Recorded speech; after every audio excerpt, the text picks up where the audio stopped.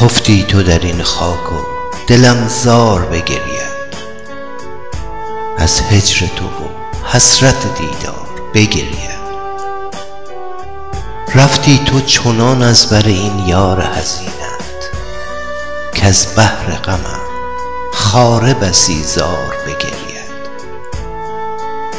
یک لحظه تو گفتی که ز من دور نگردی، گشتی تو عدم این دل از انکار بگرید. بیا ای آشنا ای هموطن ای سرسپرده، اگه راهی نشی پیشم دریا دل دیگه مرده.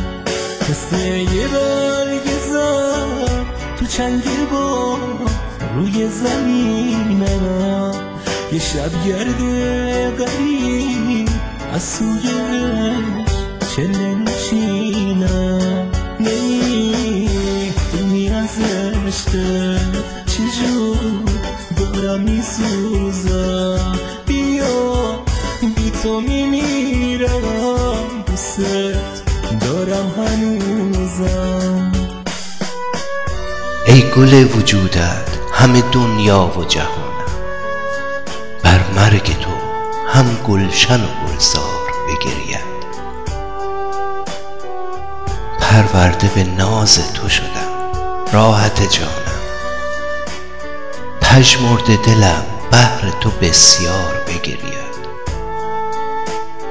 گفتی که مریز گوهر اشک تاب ندارم، بازآ و نگر دیده خونبار بگرید. بیا تنها نذار ای نازنین گریم میگیره، بیا ای مهربون اینجا بمون نگو که دیره. دیگه کار منه از تو قشنگ گریه و بپره، تو کبریت جنون نزن دیگه به قلب عاشق. نمیدونی از عشقت چجور دارم میسوزم، بیا بی تو میمیرم، دوست دارم هنوزم. گفتی که مریز گوهر اشک تاب ندارم، گفتی که مریز گوهر اشک تاب ندارم، بازآ و نگر دیده خونبار بگرید. مهلت چو سرآید رخ چون ماه تو بینم، تا وقت اجل این دل ناچار بگرید.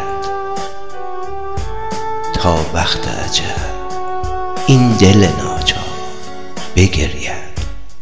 بیا که زندگی بی تو دیگه رنگی نداره، بیا که یاد تو این دلمو آروم بذاره.